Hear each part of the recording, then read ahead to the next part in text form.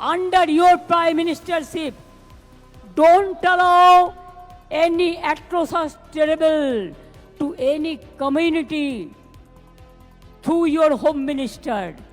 Please see what your home minister is doing through some agencies. And he is the planner.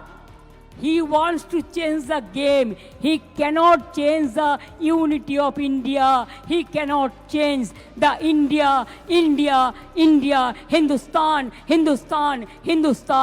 Bharat और कोई state को change नहीं कर सकता है। আমি বলবো যারা মারা গিয়েছে, আমি কোনো সম্প্রদায় হিসেবে দেখি না, মানুষ হিসেবে দেখি, তাদের প্রত্যেককে আমাদের সরকার 10 লাখ টাকা করে পরিবারকে সাহায্য করবে। যাদের বাড়ি ভেঙেছে তাদের সবাইকে বাংলার বাড়ি করে দেওয়া হবে এবং যাদের দোকান নষ্ট হয়েছে তাদেরটা এস্টিমেট করে সেটা চিফ সেক্রেটারি দায়িত্ব নিয়ে কাজটা করবেন।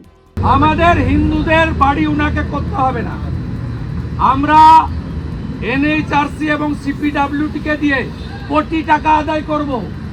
আজকে এই 4টে কেস হয়েছে কলকাতা হাইকোর্টে, টাকা আমরা আদায় করব। কি করে আদায় করতে হয় আমরা জানি।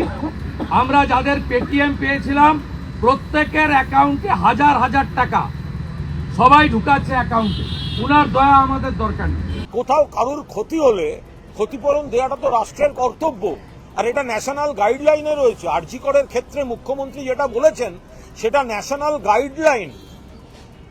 এটা কেউ কোনো মন গড়া কথা বলছে না, এটা দিয়ে মানুষকে মিথ্যা বোঝানো হচ্ছে যে নির্যাতন হলে কোন ক্রাইটেরিয়ায় কি ক্ষতিপূরণ হবে সরকারের। এটা ন্যাশনাল গাইডলাইন আছে দেশের সব রাজ্যের জন্য। তো সেটা যদি মুখ্যমন্ত্রী কারুর ক্ষতি হলে ক্ষতিপূরণ দিতে যাচ্ছেন, আপত্তি।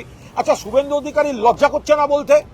আরজি করে প্রথম কথা মুখ্যমন্ত্রী যেটা ক্ষতিপূরণ বলেছেন সেটা তো ন্যাশনাল গাইডলাইন মেনে। 2, মৃত্যুর পরেই মুখ্যমন্ত্রীর কাছে যে দাবিপত্র দেওয়া হয়েছিল ওই ডাক্তার জুনিয়র ডাক্তারদের তরফ থেকে, তার মধ্যেই তো লেখা ছিল বাবা মাকে ক্ষতিপূরণ দিতে হবে। তাহলে মুখ্যমন্ত্রীর কাছে চিঠি দিয়ে ক্ষতিপূরণ চাওয়া হচ্ছে আর মুখ্যমন্ত্রী গভর্নমেন্টের ক্রাইটেরিয়া মেনে সেই বিষয়টায় আলোকপাত করলে তখন বলা হচ্ছে আপনি দাম দিয়ে কিনতে চাইছেন। এটা কোন দেশি রাজনীতি? ওই একই রাজনীতি, তুই আমার আর্ধেক ব্যথাহীন, তুই আমার বুকের ভেতর গাঁথা গোপন সেফটি পিন। এইটা হচ্ছে সিপিএম, কংগ্রেস আর বিজেপি।